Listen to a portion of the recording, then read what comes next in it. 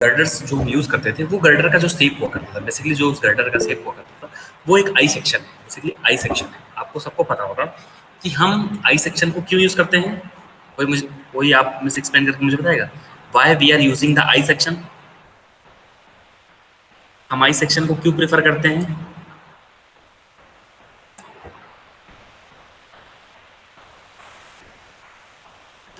हाँ जी, Dinesh, Harshit, So that give buckling now. हंसी। सर उसका moment of inertia as compare बाकी सेक्शन से ज्यादा होता है। एग्जैक्टली, उसका मोमेंट ऑफ इनर्शिया ज्यादा हुआ करता था। अगर हम उसकी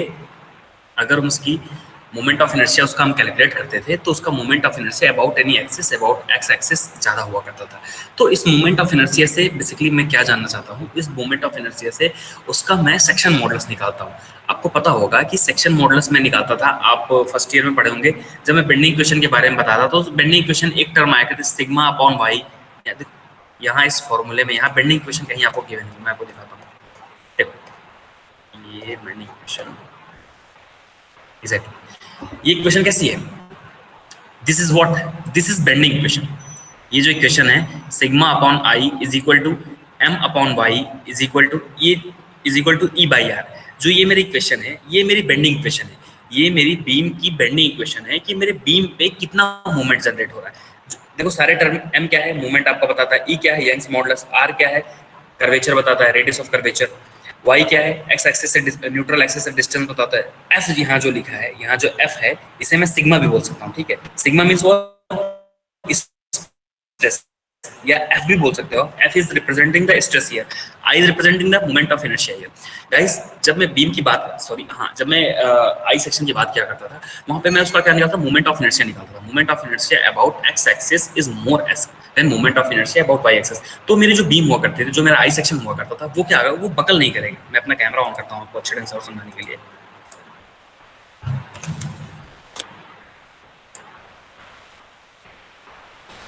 देखो ये मेरी सपोज दैट ये मेरा कोई आई सेक्शन है, ठीक है, यहाँ मैंने अपना एक आई सेक्शन ले रखा। मेरा इस आई सेक्शन के about moment of inertia about X axis moment of inertia, ये मेरी एक्स एक्सिस सपोज दैट ये मेरी एक्स एक्सिस का मोमेंट ऑफ इनर्शिया ज्यादा है। तो मेरा जब इस गर्डर पे, ये मेरा क्या है आई सेक्शन का एक गर्डर है, आप इमेजिन करो दिस इज आई सेक्शन, वैसे मैंने हाथ करके बना रखा है आई सेक्शन जैसा दिख रहा है। तो मैं इस पर जब लोड लगाऊंगा तो मेरे इस सेक्शन में बकलिंग नहीं होगी। आपने पढ़ा होगा कि जो कॉलम होता है जो वर्टिकल कंपोनेंट्स होते हैं उसमें जो फेलियर होते हैं वो कैसे होते हैं, वो या तो उसमें बकलिंग आ जाएगी, ठीक है, शॉर्ट कॉलम है तो उसमें क्रिपलिंग हो जाएगी, लॉन्ग कॉलम है उसमें बकलिंग आ जाएगी। आपने देखा होगा जो ज्यादा लंबे लोग होते हैं, जो ज्यादा हाइट जिनकी ज्यादा होती है, वो जब बुढ़े होते हैं तो झुक जाते हैं ऐसे, उनके कमर जो उनकी बैकबोन होती है वो झुक जाती है। क्या है वो डिफ्लेक्शन है एक तरीके, उनकी बॉडी में क्या हुआ डिफ्लेक्शन हो गया। ठीक है, जो छोटे लोग होते हैं वो नहीं झुकते, वो मतलब ऐसे स्ट्रेट ही रहते हैं। ठीक है, तो इसमें क्या है, इसमें जब कोई लोड लगा, अब बुढ़ापे में कोई लोड नहीं लग रहा भाई, जब इस कोई सेक्शन है इस पे कोई लोड लगेगा तो अगर इस सेक्शन में क्या होगा, मेरा ये अपने ओरिजिनल पोजीशन से क्या होगा ट्रिपल हो जाएगा, ये अपने ओरिजिनल पोजीशन से क्या होगा डिफ्लेक्ट हो जाएगा। तो मेरा आई सेक्शन में क्या है moment of inertia about this axis, moment of inertia about the x axis वो ज्यादा हुआ करता है। एक टर्म बताया था सेक्शन मॉडुलस। सेक्शन मॉडुलस क्या होता है, सेक्शन मॉडुलस जो होता है वो रेशियो होता है आई अपॉन वाई का। I means moment of inertia का और वाई फ्रॉम वाई का। Y means what, neutral axis से जो टॉप मोस्ट फाइबर तक की डिस्टेंस हुआ करती थी। और जिस भी सेक्शन का सेक्शन मॉडुलस जितना ज्यादा आता है इट मींस वो सेक्शन उतना रिजिड है, इट मींस उसकी स्ट्रेंथ उतनी ज्यादा है, इसलिए हम हमेशा आई सेक्शन को प्रेफर करते थे, उसका सेक्शन मॉडुलस उतना ज्यादा हुआ करता था। ठीक है गाइस, ये सेक्शन मॉडुलस का कॉन्सेप्ट और बेंडिंग मोमेंट का कॉन्सेप्ट सबको क्लियर हुआ क्या स्टूडेंट्स? सेक्शन मॉडुलस और बेंडिंग का कॉन्सेप्ट सबको क्लियर हो गया? देखो बेंडिंग क्या होती है सबको पता तो है, bending what is bending moment and what is shear force, ये चीज सबको क्लियर है क्या? बाकी बताओ what is bending moment and what is shear force? हर्षित, दिनेश,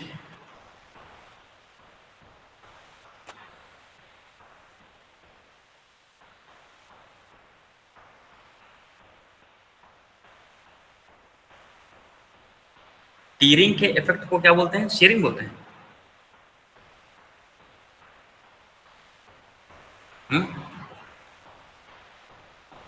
बताएगा कोई मुझे? बाकी तुम बताओ शियर फोर्स क्या होता था? What is shear force? Sir share में तो सर जैसे कि अगर दो सरफेसेस साथ में है तो सर उनके जो फ्रिक्शन से जो क्रिएट होगा सर, या फिर जो साथ में जो लगने से जो हटता है सर, वो शेयर होता है। अगर मैं इस शेयर को एक्सप्लेन करना चाहूं तो क्या मैं बोल सकता हूं the force which is acting along the plane? क्या सही है क्या ये? Yes sir. Exactly, the force which is acting along the plane. Suppose that ये मेरा कोई प्लेन है, ये मेरा कोई प्लेन है, और इस प्लेन के अलोंग कोई फोर्स लग रहा है। सपोज दैट इस प्लेन के अलोंग कोई फोर्स लग रहा है, इस फोर्स को क्या बोलूंगा? शेयर फोर्स बोलूंगा। आपको याद भी होगा जब हम फर्स्ट ईयर में शेयर फोर्स का डेफिनेशन पढ़ते थे तो मैं आपको बताया करता था कि सपोज दैट ये मेरा कोई सेक्शन है, ये मेरा कोई बीम है, ये मेरी कोई बीम है, और इस बीम को मैंने यहाँ से कट कर रखा, जो मेरी उंगली है जहां से मैं इसे कट कर रखा हूँ, इसको मैं क्या मानता था?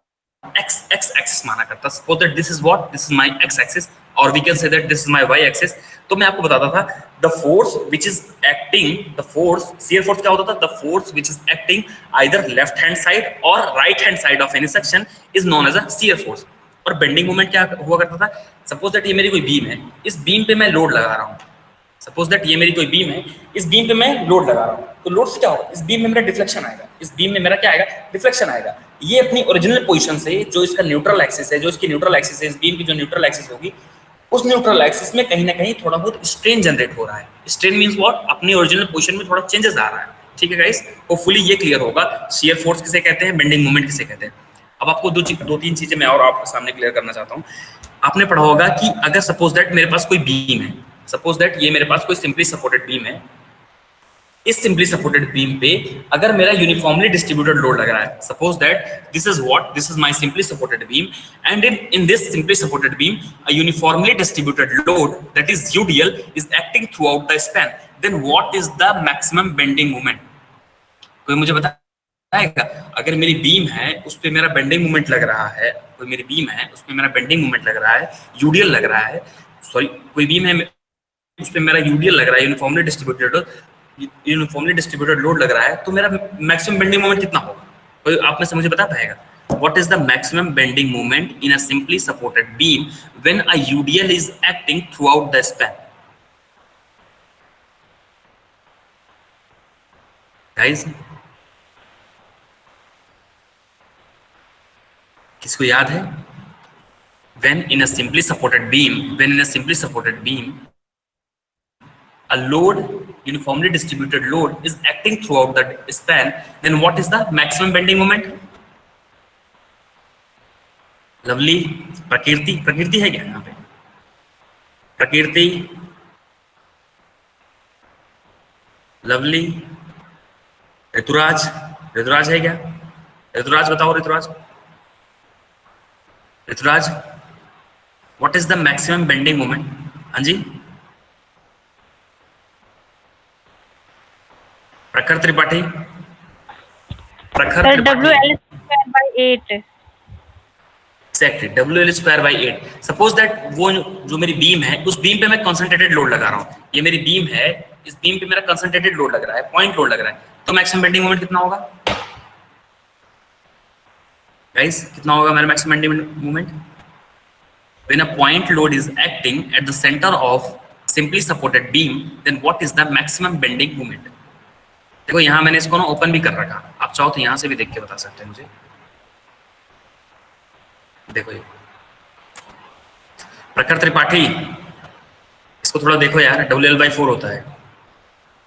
ठीक गाइस, अब देखो कॉन्सेप्ट्स पे दोबारा आते हैं। ये बेसिक देखो, अब जो भी मेरी डिजाइनिंग होगी, अब जो भी मैं डिजाइनिंग के अप्रोच यूज करूंगा, उसमें ना जितना आज तक हमने पढ़ा है, अभी तक जो भी चीजें हमने पढ़ रखी है, उन सबका कहीं ना कहीं इम्प्लीमेंटेशन हो रहा है, कहीं ना कहीं सारी चीजों को हम यूज में ले रहे हैं।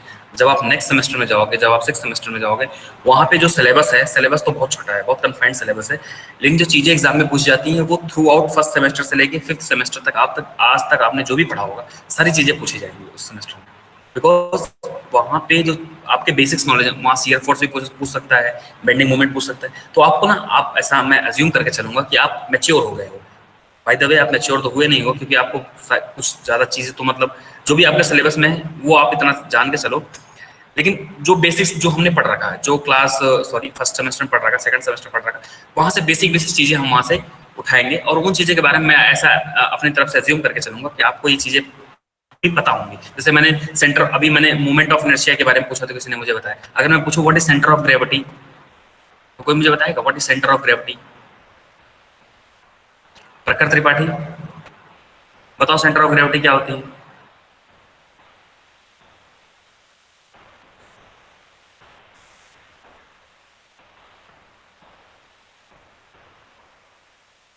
प्रखर सुन रहा है मेरी आवाज की नहीं?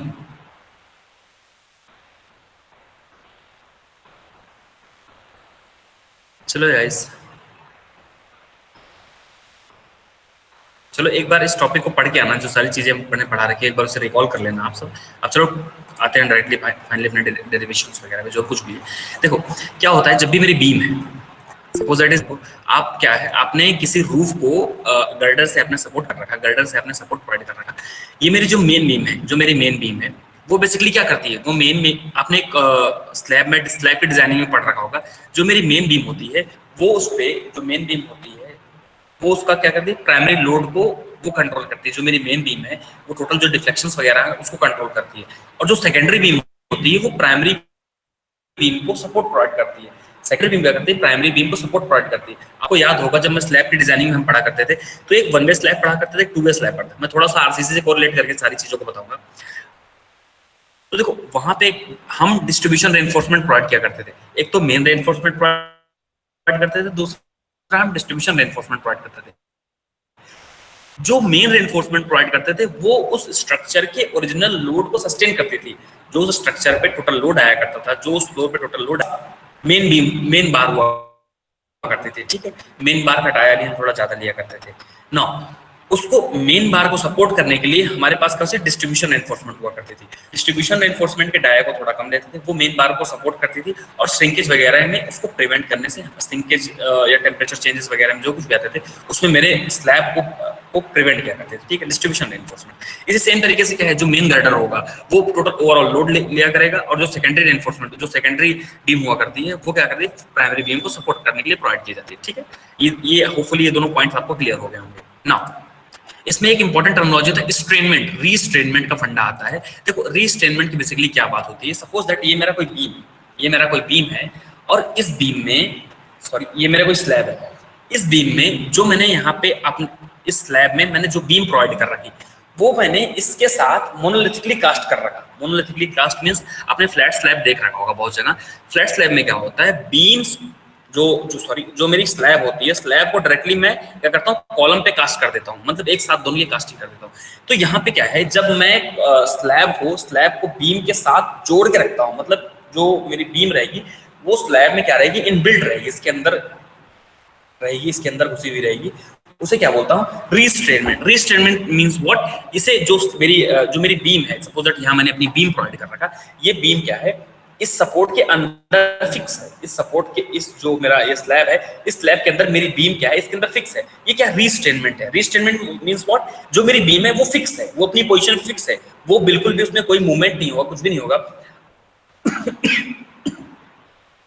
आपने कॉलम में पढ़ रखा होगा, कॉलम के लास्ट पे जब हम कॉलम के डिफरेंट एंड कंडीशन के बारे में पढ़ा करते थे, तो वहां पे आपको 7 कंडीशंस पता चलती थी, या आपने उसमें देखा होगा तो 4 कंडीशन देखी होगी।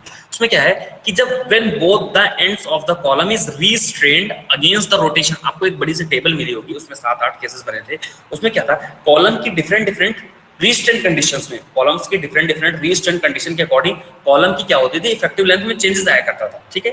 कॉलम की डिफरेंट रीस्ट्रेन कंडीशन के कारण, कॉलम के डिफरेंट एंड कंडीशन के कारण उसमें कॉलम की इफेक्टिव लेंथ में टोटल ओवरऑल चेंजेस आया करते थे, ठीक है। सेम तरीके से क्या है, जब मैं अपनी बीम की बात करूंगा, जब बीम को मैं स्लैब के अंदर कास्टिंग करने की बात करूंगा, जो मेरी ये बीम है, ये स्लैब के अंदर क्या है, इनबिल्ट है, तो क्या है, ये क्या है, इसको रीस्ट्रेनमेंट प्रोवाइड कर रही है, एक्स्ट्रा रिजिडिटी प्रोवाइड कर रही है। ये जो मेरी बीम है स्लैब के अंदर अगर कास्टेड है, तो ये स्लैब को क्या करेगी, एक्स्ट्रा रिजिडिटी प्रोवाइड करेगी, एक्स्ट्रा स्ट्रेंथ प्रोवाइड करेगी।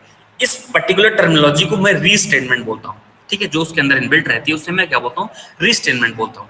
जब भी ये जो बीम होती है ये अगर स्लैब के बियॉन्ड कास्टेड रहती है, उसे मैं रीस्ट्रेनमेंट बोलता हूँ। ये चीजें होपफुली आप सब पढ़ लोगे एक बार, ठीक है गाइस। आपका टास्क है आज कि एक बार इन जो बेसिक फंडा है, एक बार इसको पूरा रीड आउट कर लेना। इसमें आपको रीस्ट्रेनमेंट और ये एक बार आप ये डेफिनेशंस वगैरह को थोड़ा एक बार पढ़ लेना, ठीक है। रीस्टेटमेंट की डेफिनेशन पढ़ लेना, जो भी अभी मैंने समझाया वही है और कुछ भी नहीं है ऐसा। और अनरीस्टेटमेंट के बारे में पढ़ लेना, ठीक है। ये दोनों चीजें आपका टास्क है, ये आप नेक्स्ट क्लास में पढ़ के आओगे और अपनी कॉपी में लिख भी लोगे, बिकॉज एग्जाम में ये चीजें पूछी जा सकती हैं। What is restrained beam, what is unrestrained beam, इनके बारे में आपसे बेसिक पूछा जा सकता है, ठीक है, एग्जामिनर को जब भी इसकी मर्जी हो। अब क्या है, बेसिकली आपको 2-3 चीजों के बारे में, मैक्सिमम लोड कैरिंग कैपेसिटी के बारे में पता होना चाहिए, जो कि अभी हमने एक्सप्लेन किया ऑलरेडी, कि सपोज दैट मेरा कैंटिलीवर बीम पे अगर मैं यूनिफॉर्मली डिस्ट्रीब्यूटेड लोड लगा रहा हूँ तो WL²/8 और मैंने सिंपली सपोर्टेड लोड लगा रखा WL/4। और आपको बेंडिंग इक्वेशन के बारे में पता होना चाहिए। बेंडिंग इक्वेशन क्या होती है? Bending equation is what, M/I sigma/y = E/R। मैं क्या करता हूँ, इस लास्ट वाली टर्मिनोलॉजी को इग्नोर करता हूँ। इग्नोर मतलब अपनी कैलकुलेशन में इस पार्ट को नहीं लूंगा।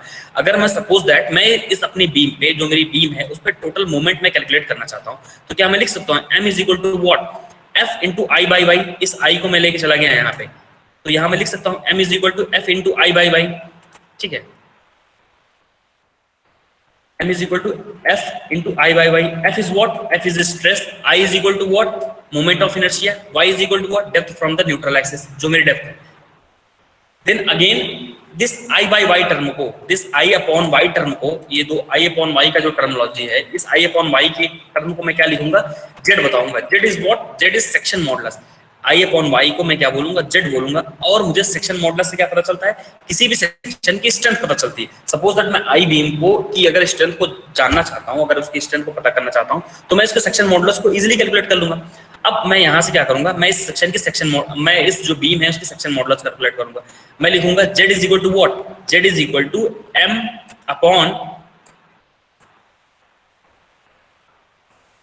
मैं लिख सकता हूं Z = M/σ/BC और σ/BT।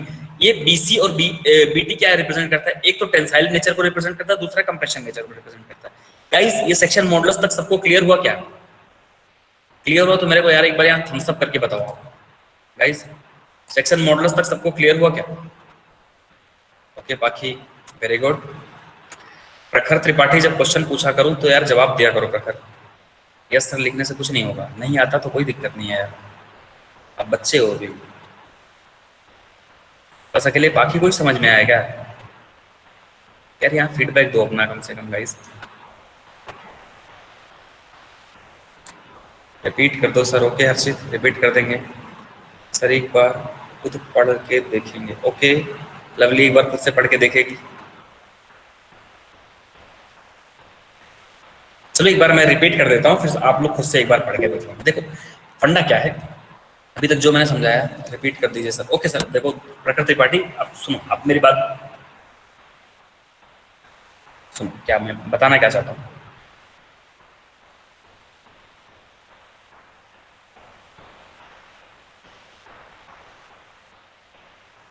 देखो बेसिकली मेरा अभी तक मैंने आपको बताया, उसमें मैंने क्या बताया कि मेरे पास कोई बीम है।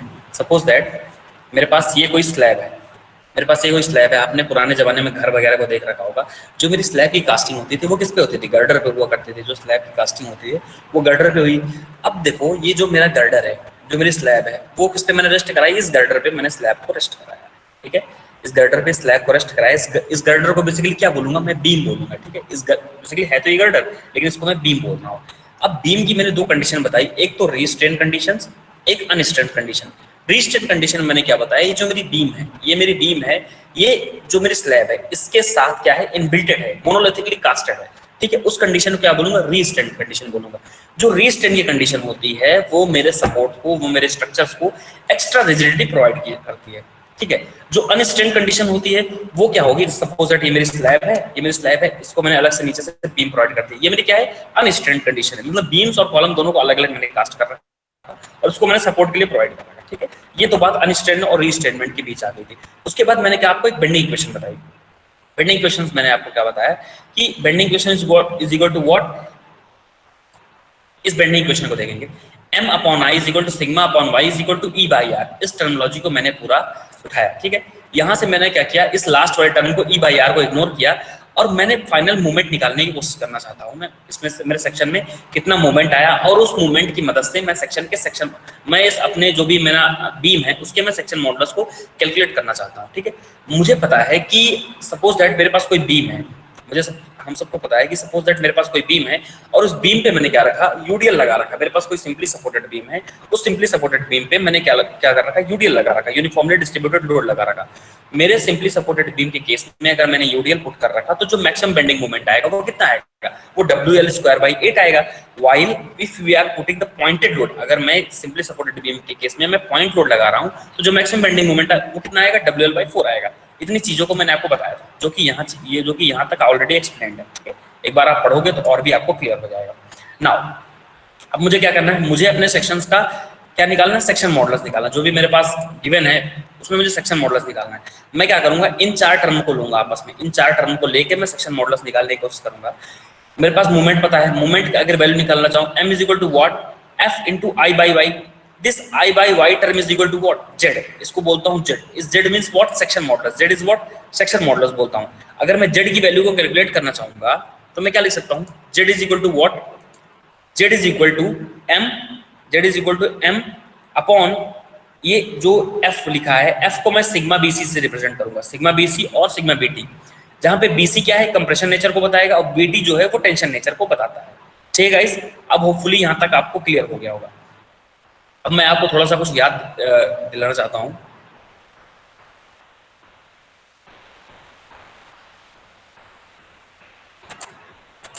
थोड़ा सा मैं आपको फर्स्ट सेमेस्टर की तरफ ले जाना चाहता हूं। जब मैं आई सेक्शन के जब मैं simply supported not simply supported यार, जब मैं रेक्टेंगुलर सेक्शन के बारे में बात करता था और उसके मूवमेंट ऑफ इनर्शिया के बारे में बात करता था, तो आपको याद होगा जो रेक्टेंगुलर सेक्शन होता है उसका मूवमेंट ऑफ इनर्शिया कितना होता है, हर्षित बताना है, रेक्टेंगुलर सेक्शन का मूवमेंट ऑफ इनर्शिया कितना होता है? हर्षित, दिनेश है क्या? दिनेश का कोई रिस्पॉन्स नहीं आ रहा। BD³/12 एग्जैक्टली, BD³/12 होता था। ये क्या होता था, ये हमारा हुआ करता था moment of inertia about X axis. ठीक है, और moment of inertia about X axis BD³/12। अगर मैं वही बात करूं moment of inertia about Y axis, तो मैं बोल सकता हूं DB³/12। ओके गाइस, बोल सकता हूं आराम से। नाउ अब मैंने क्या किया, यहाँ मुझे सेक्शन मॉडुलस निकालना है। यहाँ मुझे सेक्शन मॉडुलस की क्या डेफिनेशन है, Z is equal to I/Y। अगर मैं यहाँ I की वैल्यू को रखूंगा BD³/12 divide by Y is equal to what, D/2, और मैं दोनों को सॉल्व करूंगा तो एक नीचे वाले D से ऊपर वाला D कट जाएगा और 2 से नीचे वाला 12 कट जाएगा। तो ये इक्वेशन बन के आ जाएगी section modulus Z is equal to what, BD²/6। ये आएगा समझ में सबको गाइस? BD²/6 समझ में आएगा? सेक्शन मॉडुलस के लिए BD²/6 कैसे है, बेसिक्स कैलकुलेशन। यस, बहुत अच्छा मानसी, लवली, बाकी ऋतुराज, बहुत अच्छा। चलो यार, सबको याद है सारी चीजें, तो हल्के में ले रहा था आपको, तो बहुत बार निकले यार। बहुत अच्छा यार, ऐसे पढ़ा करो यार, अच्छा लगता है मुझे, सारी चीजें याद हैं आपको। तो ये जो चीजें हैं ना, जो आप याद करके रखोगे, ये हमारे टाइम पे हमें एक सर पढ़ाया करते थे, उन्हें वो तो मतलब जितनी चीजें आपको, जितने कॉन्सेप्ट आपके, जितने फंडे क्लियर होंगे, आपको पढ़ने में उतना ही मजा आएगा। नहीं तो मेरे लेक्चर को पढ़ाने ना पढ़ाने से कुछ मतलब नहीं, नींद आने लगेगी। हम भी अपने टाइम पे जब पढ़ा करते थे तो हमारे एक सर हुआ करते थे, और उनको तो उनका कॉन्सेप्ट तो इस कदर क्लियर रहा करता था कि उन्हें 10-15 पेजेस की सवालें उन्हें रटी रहा करती थी इंजीनियरिंग में। ये तो बहुत छोटी छोटी बातें हैं, 2-4 लाइनें के फॉर्मूले, तो आप प्लीज इतना एक बार रिकॉल करो तो मुझे भी अच्छा लगता है। चलो, कुछ तो पढ़ाया हुआ काम आ रहा है। देखो, अब यहाँ मैं बात करता हूँ शेयर फोर्स के बारे में। ठीक है, मैक्सिमम शेयर फोर्स कितना एक्ट करता है। अब आपको याद होगा जब मैं शेयर फोर्स के फंडे को पढ़ाया करता था, शेयर फोर्स के बारे में हम पढ़ते थे, तो ये मेरे पास कोई सेक्शन है। ठीक है, बेसिकली हम शेयर फोर्स में क्या कर, शेयर स्ट्रेस अगर मैं कैलकुलेट करना चाहता हूँ, ये मेरे पास कोई आई सेक्शन है, कोई मेरे पास आई सेक्शन गिवन है, तो stress is equal to what, सबको पता है stress is equal to what, load acting per unit area. जो लोड मेरा लगता है किसी पर यूनिट एरिया, उसे मैं क्या बोलता हूँ, स्ट्रेस बोलता हूँ। सिंपल सी बात है। ठीक है, शेयर स्ट्रेस का भी फंडा कुछ ऐसा ही, कुछ अलग नहीं है। अभी जब हम क्वेश्चन करेंगे तो ये चीजें और भी आपको क्लियर होंगी, लेकिन होपफुली आपको ये चीजें बिल्कुल पता होंगी कि जब हम शेयर स्ट्रेस के बारे में पढ़ा करते हैं तो ये फॉर्मूला आप पता होगा, nominal shear stress is equal to what, VU upon BD। आपको याद होगा जब नॉमिनल शेयर स्ट्रेस निकालते थे, फिर उसके बाद डिजाइन शेयर स्ट्रेस निकालते थे, फिर नॉमिनल शेयर स्ट्रेस में से डिजाइन शेयर स्ट्रेस को हम माइनस करते थे, फिर जो फिर जो एक्स्ट्रा फोर्स बचता था उसके लिए मैंने क्या करते थे, शियर रेनफोर्समेंट हम प्रोवाइड करते थे अपने भी सेक्शन में, शियर रेनफोर्समेंट प्रोवाइड करते थे। शियर रेनफोर्समेंट प्रोवाइड करने के बाद वो उसको शियर में प्रिवेंट क्या करती थी, जिससे क्या हो मटेरियल का सेग्रीगेशन एक स्पेसिफिक पोजीशन से मटेरियल क्या हो अपने जगह पे इरोड होना शुरू ना हो, ठीक है। तो वहां से शियर की बात करेंगे। अभी जो क्वेश्चन कराऊंगा तो ये शियर की चीजें और भी क्लियर हो जाएंगी। बेसिकली मेरा फंडा क्या है कि किसी भी बीम की स्ट्रेंथ को चेक करना है, ये सारी चीजों को जानना है, ठीक है। अब उसके बाद क्या है, मुझे उसके डिफ्लेक्शन को चेक करना है। डिफ्लेक्शन के लिए गाइस ना कुछ केसेस हैं हमारे पास। डिफ्लेक्शन के लिए ये क्या है, एक कांस्टेंट पैरामीटर का फॉर्मूला है और ये एक टेबल है। ये एक टेबल है कि मेरे सेक्शन पे लोड कैसा लग रहा है। मेरे सेक्शन पे अगर कैंटिलीवर बीम है, अगर उसके यूडीएल लग रहा है तो वो के की वैल्यू 1/8 हो जाएगी। मतलब इस फॉर्मूले में के की जगह 1/8 आपको पुट कर देना, बाकी सारे पैरामीटर रिमेन कांस्टेंट रहेंगे। अगेन कोई सिंपली सपोर्टेड बीम है, उसके फ्री एंड पे डब्ल्यू लोड लग रहा है तो के की वैल्यू 1/3 हो जाएगी। इस टेबल को ना एक बार आप गो थ्रू कर लेना यार, ठीक है। ये टेबल वैसे भी आपके उसमें भी गिवन होगी, जो आपको आईएस कोड प्रोवाइड किया जाएगा एग्जाम में, वहाँ पे सारी टेबलें गिवन होती हैं। लेकिन आप एक बार ना फिर भी इसे एक बार देख लेना, सो दैट बार बार हमें मुड़ के देखना ना पड़े क्वेश्चन जब हम करने लगे। अब क्या फंडा आता है, अब हमारा क्रिपलिंग लोड के बारे में बात आती है। एक तो होता है बकलिंग का फिनोमेना, और एक होता है क्रिपलिंग का फिनोमेना। देखो आपको मैंने कॉलम में पढ़ा क्रिपलिंग लोड, क्रिपलिंग क्या होता है एक बार मुझे कोई बताएगा? बकलिंग और क्रिपलिंग में क्या अंतर होता है, ये बताएंगे अजय बिष्ट साहब। अजय बिष्ट बताओ, बकलिंग और क्रिपलिंग में क्या डिफरेंस होता है? अजय। Yes sir.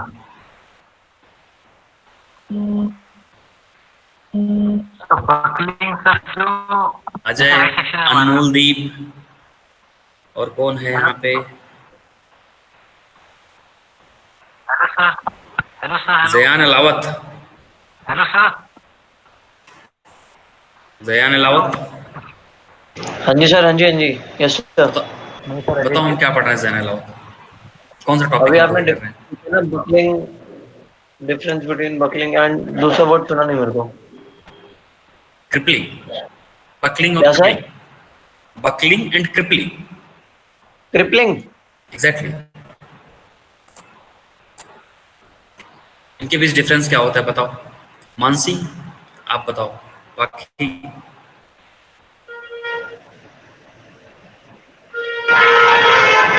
माजिद है क्या यहाँ पे? माजिद। सर बकलिंग में तो पूरा मतलब बकल हो जाएगा, मतलब टूट जाएगा सडन ऐसे ही। और क्रिपलिंग में वो कर्व सा कुछ जैसे नीचे वाले आई सेक्शन में दिखा रहा है, that was something like buckling crippling. बहुत अच्छा, बहुत अच्छा। माजिद है क्या? माजिद, माजिद नहीं है आई थिंक।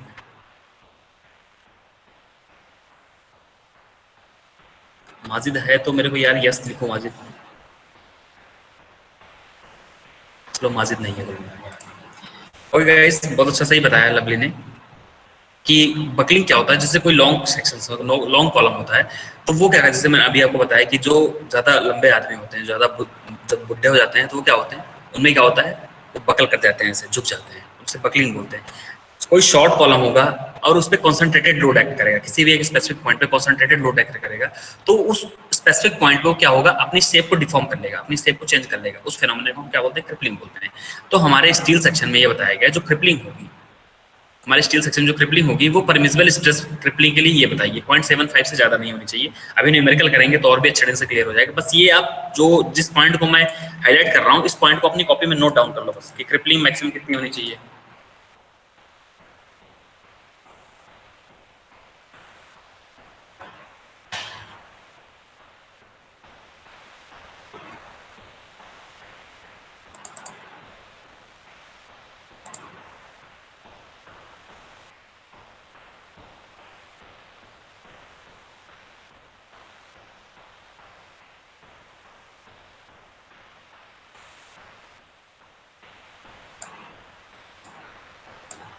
ऐसे पीडीएफ ना मेरी स्टक हो गई है, जैसे 1 मिनट वेट करना, मैं इसे सॉल्व करके आपको दोबारा से।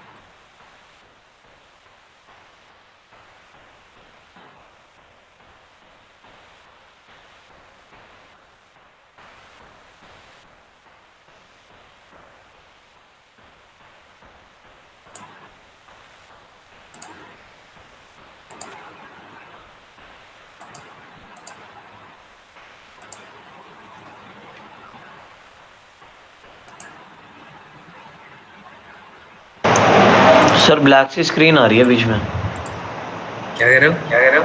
ब्लैक स्क्रीन आ रही है अभी बीच में। हाँ यार, वो ना अपनी पीडीएफ थोड़ा सा स्टक हो गया है, ये कुछ जब ज़्यादा इसको ये क्रॉप हाइलाइटर यूज़ कर लेते हैं मिल जाएगा ये। ना। बस एक मिनट यार, वेट करना, बस मैं ठीक कर। Okay sir.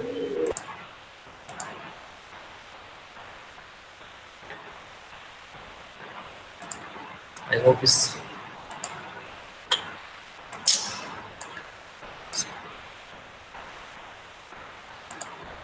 गाइस, पहले ना अपनी अटेंडेंस मुझे मार्क करवा लो यार, फिर क्योंकि ना ये सेशन ऑफ एक बार बंद ही करना पड़ेगा, तभी ठीक होता है। चलो एक बार अटेंडेंस अपनी मार्क कर लो, फिर देखेंगे बाद में।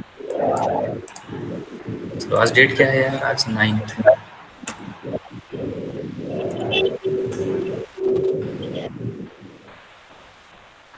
अभिलाष है क्या? अभिलाष, ये शेयर कर रखा हूँ, दिख रहा है कि नहीं दिख रहा है ये?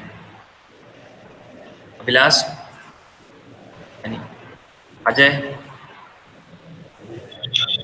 Yes sir. Akash, Anmol, present sir, Anmol present.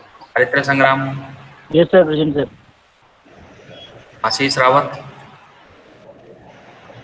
आशीष Rawat, Ashish Kumar, present Bhanu sir, Ashish Kumar. Bhanu Pratap, Tania, present sir. Tania, Tania नहीं है क्या? Dinesh, Fuad, Hamid, present sir, Hamid.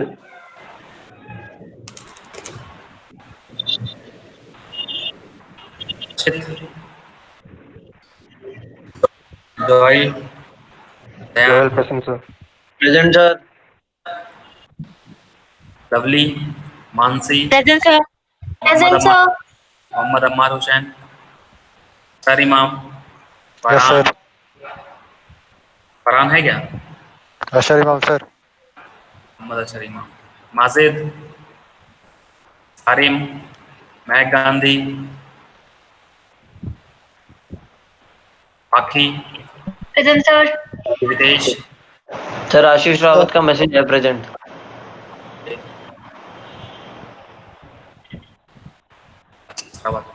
प्रखर त्रिपाठी, प्रकाश कुमार दुबे, सॉरी यार, प्रकृति, ऋतुराज, यस सर, ऋतुराज। साहिल, मोहम्मद सफीक, शैलेंद्र, सफीक है क्या? Shailendra, present sir. Sujit, present sir. Sufiyan, present sir. Sumit, Sumit नहीं, Utkarsh present sir. And Arun. Arun है क्या? अरुण भी नहीं है। गाइस ये ना आपकी लिस्ट है, ये असाइनमेंट फर्स्ट जिन स्टूडेंट ने नहीं सबमिट कर रखा है, एक बार देख लो गौर से इसे। किसी को ऐसा लगता है उसने सबमिट कर रखा और मैंने मार्क नहीं कर रखा, तो मेरे को बता भी दो। जीविती, इसने सबमिट कर रखा?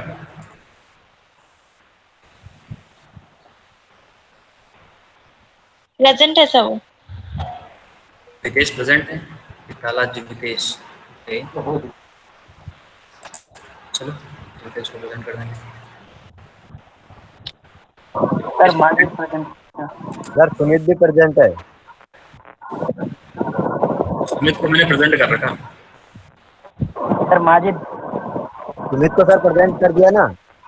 सर माजिद। सर वो अभी एक माजिद, फोन आ गया था सर, इसलिए बाहर हो गया था सर। माजिद तुम कहाँ थे ये तो बताओ मुझे। माजिद तुम्हें तो अब्सेंट हो। क्या हुआ? इधर ही था सर। इधर ही था तो जो मैं क्वेश्चन पूछा किधर था तू? इधर ही था तो क्वेश्चन जब पूछा कहाँ था तू? सर वो कट गया था, नेटवर्क प्रॉब्लम हो जाता है सर। क्या पढ़ाया मैंने माजिद आज? Sir welding